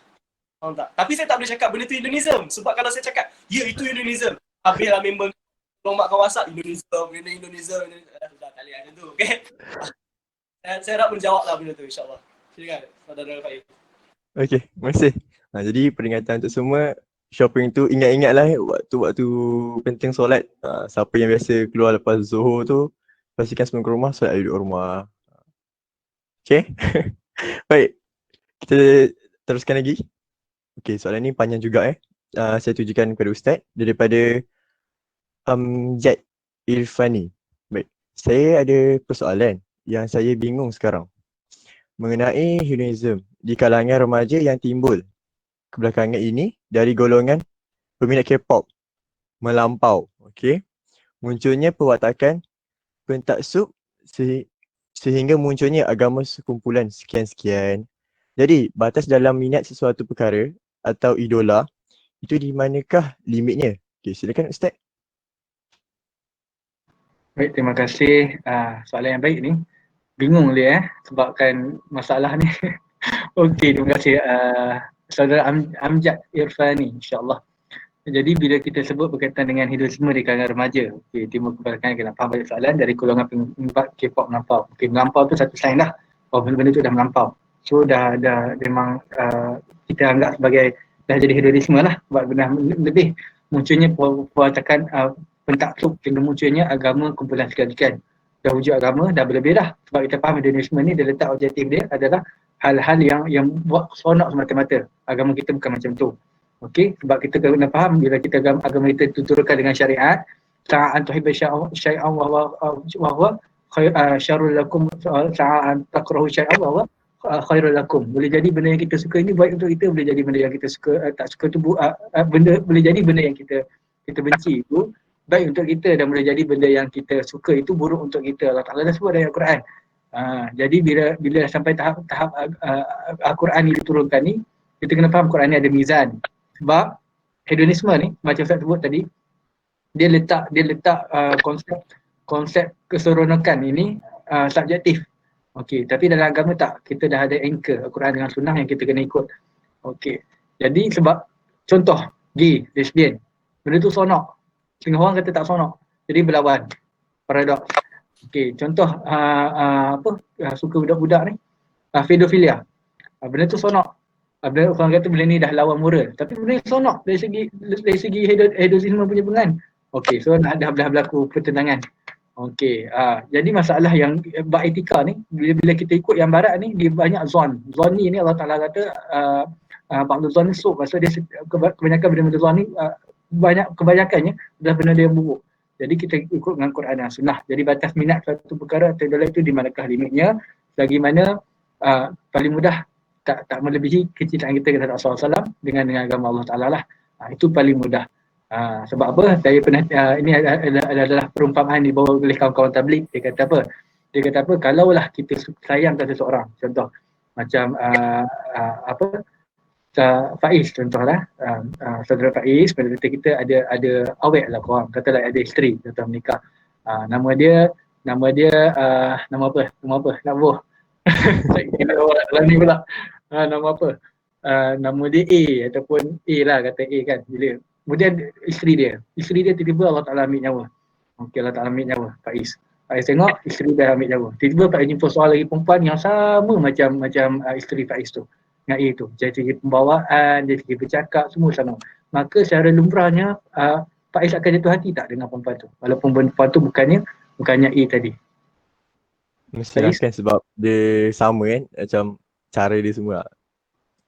Okey, jadi Faiz pun akan jatuh hati. Jadi macam itulah dalam agama Allah Ta'ala, bila kita letak Nabi Muhammad SAW ni perlu dilalui dengan bukti. Bukti ni dari segi apa? Kalau kita minat Ronaldo, kita letak kat dinding kita letak poster dia, kita letak kita beli baju dia kan apa kan. Jadi itu bukti kata kita suka Cristiano Ronaldo contoh. Kalau Rasulullah SAW, kita kena ikut dia dari segi akhlak dia, khuluqiyah dia. Okey, supaya apa? Kita tahu Allah Subhanahu Taala ni sayang sangat kepada Nabi Muhammad SAW. Jadi bila dia nampak sesuatu yang menyerupai orang yang dia sayang, macam tu lah. Maksud dia akan berlaku baik dengan kita. Hingga kan ada kisah para sahabat radhiyallahu anhu yang minum darah Nabi sewaktu berbekam, dan Nabi kata tubuh badan yang ada darah aku dalam dia tak akan dibakar oleh api neraka.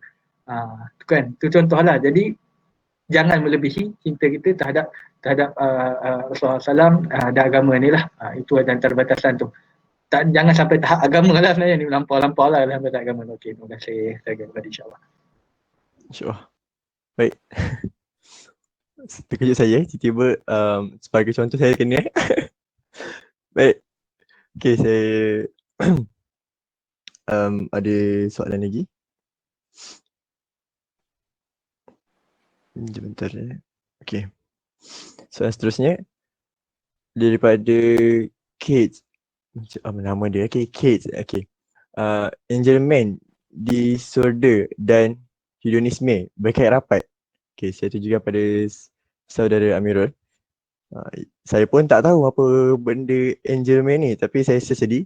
Dia maksud adalah gangguan genetik menyebabkan perkembangan yang tertangguh, masalah dengan pertuturan dan keseimbangan. Kadang-kadang sawan. Orang dengan sindrom Angelman sering tersenyum dan ketawa dan mempunyai kepribadian yang gembira dan menggembirakan. Itu yang saya sempat search lah, apa maksud benda tu. Okay, silakan. Baik, terima kasih kepada yang bertanya. Dahsyat, banyak membaca ni, bagus. Right, Angelman syndrome, which is kalau kita tengok dia nak kata macam autism, tak autism juga. Dia macam mana cakap, satu penyakit lah. Kita boleh classifykan dia sebagai satu penyakit yang disebabkan keturunan ataupun genetik dia macam tadilah. Saudara Faiz kata genetik dan sebagainya. So nak kata dia ni berkait rapat ke dengan hedonism? For me lah, ni pendapat saya tak buat kajian mendalam, saya tak ada PhD lagi. So saya tak ada buat kajian mendalam. Ya, bagi saya ini tidaklah kata apa berkait dengan hedonism tu, sebab cara mereka berfikir lain dengan cara kita berfikir, dan landasan mereka pun lain dengan cara landasan kita. So nak kata kadang-kadang sebenarnya itu cara merawat mereka, faham tak? Cara merawat mereka pun adalah dengan tak boleh nak stres, tak boleh nak ada masalah, kita kena buat mereka ni tersenyum, kita kena buat mereka ketawa. Bila dia stres dia akan jadi makin sakit. So kita tak boleh lah kata, ni hedonism ni, kau jangan buat dia ketawa boleh tak? Tak elok tak? Itu cara dia nak sembuh. So kita nak kita kena hibur dengan cara yang sepatutnya lah. Tapi saya tak pernah lagi jumpa kalau autism ke angelman disorder ni, cara merawat dia tu dengan berzina. Saya tak pernah tengok. Faham tak? Mana kata walaupun dia ni ketawa dan sebagainya, dia tidak melanggar apa yang disyariatkan oleh agama. Tak ada, saya tak pernah tengok, saya tak pernah jumpa lagi autism. Adik, ni kau nak sihat cepat kan, ambil rokok dia, nanti saya sihat. Tak ada, saya tak pernah jumpa. So basically dia tetap tidak melanggar apa yang agama katakan, apa yang syariat katakan. So ia tidaklah saya rasa dikategorikan sebagai hedonism, insya-Allah. Baik, itu saja. Alam. Baik, Saudara Faiz. Okay, baik. Terima kasih. Jadi, okay, nampaknya ada soalan terakhir di sini. Tapi tak tahulah kalau ada soalan lain. Saya nampak dekat chat ni tinggal satu je soalan. Okay, saya tujukan dekat Ustaz. Boleh Ustaz Masih boleh Ustaz? Boleh Boleh. Sure, okay. Soalan dia, Assalamualaikum Ustaz. Saya ingin bertanya, bagaimana menasihati sahabat kita yang panas baran, yang obvious dengan game dan rokok? Minta pendapat katanya. Daripada Ikhwan Okay. Dia mention lagi nama orang. Silakan Ustaz. Assalamualaikum warahmatullahi wabarakatuh. Okay, terima kasih. Ni ada kawan di dalam ni apa? Okay, nak nasihatkan sahabat kita yang panas baran, yang obvious dengan game dan rokok. Minta pandangan, okay. Dia main game juga kan, dan memang kalau bab game ni, waktu-waktu yang kita tak marah, kita boleh jadi marah sebab game tu. Contoh main game lag, dia punya marah lain, game tiba kalah pula, ada orang kacau, atau contoh main Mobile Legends macam saya sebut tadi kan. Guru kita sebut tadi kan, tiba-tiba ada grup kita pula buat spoil ke apa ni kan. Jadi kita pun boleh jadi marah. Tu contohlah dengan game. Okey, dan rokok, maksud dia tak boleh nasihat lah. Okey, tadi saya ada sebut berkaitan dengan soalan yang berkaitan dekat juga, bagaimana kita nak hindari yang ditanya oleh Zulfikar, nak hindari ni kita tidak ajak kita buat ni lah kesenangan macam ni kan. Ni nak ajak juga sama. Setiap orang Allah Ta'ala cerita lain. Ustaz cara lain. Amirul Hakim ada dari lain. Nurain lain. Ikhwan lain. Zulfikar lain. Syahira lain. Semua Allah Ta'ala cerita lain. Cara umum Ustaz boleh bagi tahu. Macam mana kita nak ajak, cara paling baik bagi hadiah.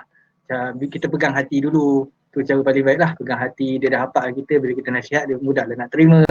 Okey, tapi seni dia nak dakwah ni, seni dia ni sebab tu kita ada dalam pengajian di universiti juga, kita ada bahagian dakwah dan kaunseling contoh. Sebab dia kena ada seni dia lain. Boleh jadi banyak jadi yang jadi masalah ni, contohnya ada disebutkan dua benda yang panas, ilmu dengan harta. Orang yang baru dapat ilmu, orang baru dapat harta, dia cepat-cepat dia nak guna, dia boleh bawa kerosakan. Sebab dia tak tahu macam mana nak sampaikan. Contohlah orang baru balik contoh Ustaz baru balik luar negara dulu, balik ke Malaysia, nampak hukum-hukum tertentu, kita jadi cepat nak hukum, cepat kata benda ni salah, benda ni salah, kita tak faham wakil, kita tak faham keadaan, benda tu salah. Jadi kena ada hikmah, kalau benda tu betul-betul salah, kita kena ada cara lain. Takkanlah balik-balik nampak kat masjid, contoh adalah pelik-pelik ke, contoh kalau kadang kita sendiri yang tak tahu kan, kita nampak kat pelik, kita tu kat pakcik benda ni tak boleh, apa pakcik ni apa sesat dia tahu jodoh lah kan. Ataupun pakcik kena buat macam ni, kita pegang macam ni, kita buat macam ni. Tak kena dah, kita kena ada seni dia tu nak faham macam mana, kena duduk dengan orang tu. Maksud dia kawan tu lebih faham. Siapa yang tadi ni ikhwan lebih faham dengan kawan tu sendiri, mesti tahu kat mana yang dia paling suka, benda apa yang paling baik, try tarik dia dari sekutu. Kalau tak makan juga boleh minta tu orang tengah pula untuk bantu. Kalau tak makan juga, then kita kena faham kullu qarin ni bil maqar ni yang tadi, setiap kawan dengan kawan lain tu dia mengikuti. Tak ada masalah, perhatikan dengan siapa kamu berkawan, boleh nak jauhkan daripada dia.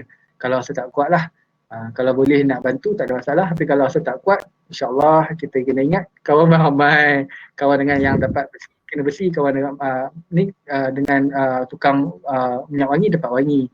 Tak apa, jauhkanlah insyaAllah sambil doa dalam hati. Jangan simpan benda yang buruk lah kepada kawan tu, insyaAllah. Doa ni insyaAllah Allah Ta'ala akan makbul lah kalau dah kat arah rahsia, insyaAllah. Okey, itu saja. Kembali kepada moderator, insyaAllah. Terima kasih. Okay, terima kasih Ustaz. Baik, disebabkan itu soalan terakhir, jadi saya nak tanya, sebabkan dia kata so itu soalan terakhir dan dia minta pandangan kan. Jadi saya nak saudara Amirul, saya bagi pandangan anda juga, boleh?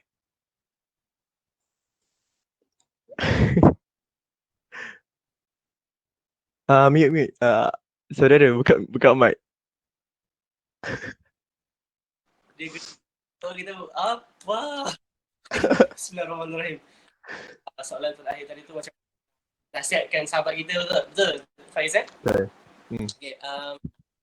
Okay, saya setuju dengan apa yang Ustaz Eka kata tadi, berkaitan tentang kita kena ambil hati ataupun tambat hati seseorang tu dulu lah. Kalau dalam bahasa apa ni, bahasa saintifik, bahasa hebat dia sikit, kata apa, bahasa dahsyat sikit, repo nama dia. Tulis sikit. R-A-P-O-R-T. Dia sebutan dia repo tapi ejaan dia report. Korang jangan sebut report lah. Okay? So repo. Saya kongsikan sikit 3 cara macam ni kita nak, ada banyak cara macam tadi Ustaz kata, banyak sangat cara. Ni antaranya dan apa nama? Ya Rasulullah SAW sendiri pun lakukan. Istilah dia ni memang Rasulullah buat dan saya suka untuk buat benda ni sebab menarik. Okay. So yang pertama, dari 3 cara. Yang pertama adalah makan bersama. Yang pertama adalah makan bersama. Istilah dia kan, orang kata apa, kalau dulu lah, bukan dulu sampai sekarang lah orang cakap, kalau nak tambat hati suami ni, tambat perut dia dulu. Sama juga dengan manusia tu kan. Sama dengan manusia ni. Kita curi dia punya perut tu, insyaAllah lah. Apa tu diorang boleh terima, insyaAllah. So yang pertama adalah makan bersama. Dan untuk pengetahuan semua, Rasulullah SAW sendiri pun banyak kali makan dengan sahabat-sahabat. So bila dia makan bersama dengan sahabat-sahabat, lepas tu Rasulullah bersembang.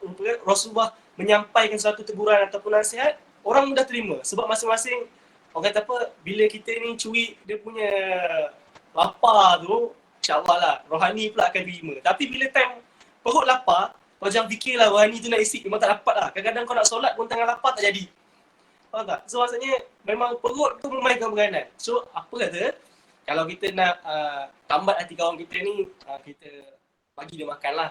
Bukan bagi makan macam kucing tau. Kita makan bersama-sama dengan dia. Kita sama-sama makan, kita apa, duduk bersama dan sebagainya. Alright. So yang kedua adalah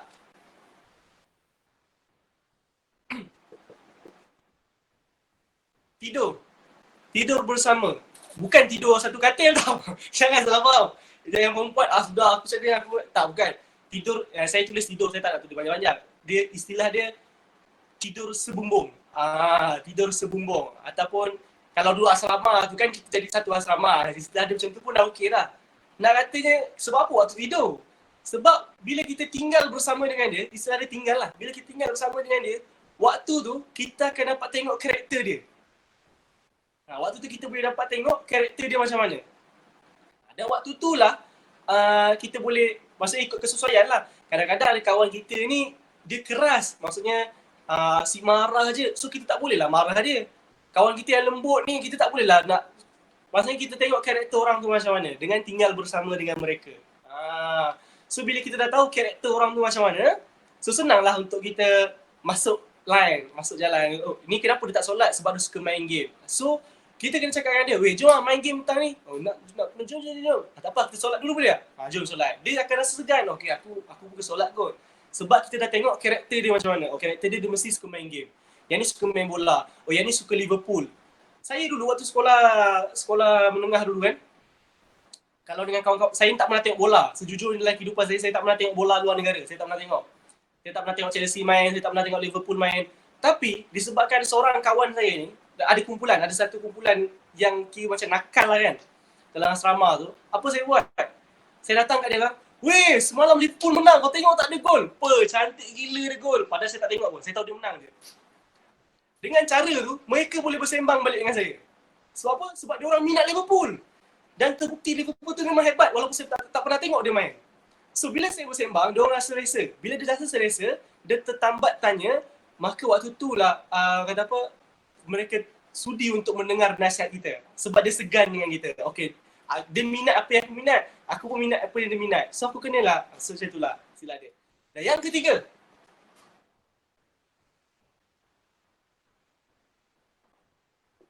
berkelana ataupun musafir ataupun kita pergi cuti sama-sama dengan orang. Kita bercuti bersama-sama dengan mereka. Kenapa Sebab waktu kita pergi bercuti, macam-macam rintangan, macam-macam cabaran. Janganlah anggap bercuti ni dengan family lah. Maksudnya, jom lah ikut family aku pergi cuti. Bukan yang macam tu. Kita keluar berdua dengan mereka ke ataupun satu kumpulan tanpa pengawasan mak ayah kita. Kenapa macam tu? Sebab waktu tu, Allahu Akbar, saya yakin sahabat-sahabat pun pernah rasa, betul tak? Keluar dengan member, lepak dekat mall, shopping dan sebagainya kan. Saya yakin Ustaz Aikal pun pernah dulu kat luar negara kat Mesir, berkelana dengan sahabat-sahabat. Waktu tu, apa kita dapat? Kita tahu saat dia berkelana akan ada perkara susah yang dialami. Dan ketika itulah, bila orang tengah susah dan kita sampaikan bantuan, waktu tu orang kata apa? Ego dia nipis lah. Sebab dia pun memerlukan. Istilah dia kalau orang tu berkelana tak ada air. Kita ada air. So kita nak bagi dia air. Cakap dengan dia, kau nak air boleh tapi kau solat. Boleh tak? Dia akan solat sebab dia nak air. Istilah dia, waktu kita berkelana, masing-masing dalam keadaan susah. So waktu itulah kita saling melengkapi. Istilah dia gitu. Alright? So itu adalah 3 cara. Banyak lagi. Ni antaranya untuk kita bina repo, kita nak tambat hati seseorang manusia. Bukan nak pegang hati tau, kita tambat saja. Kita nak tarik perhatian mereka untuk mendengar nasihat kita, iaitu makan bersama, tinggal sebumbung dan juga berkelana bersama, insya-Allah. Baik, balik semula pada Saudara Faiz. Terima kasih.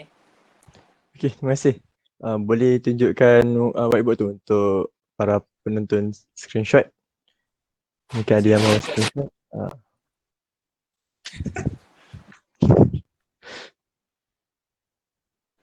Okey, dah Okey.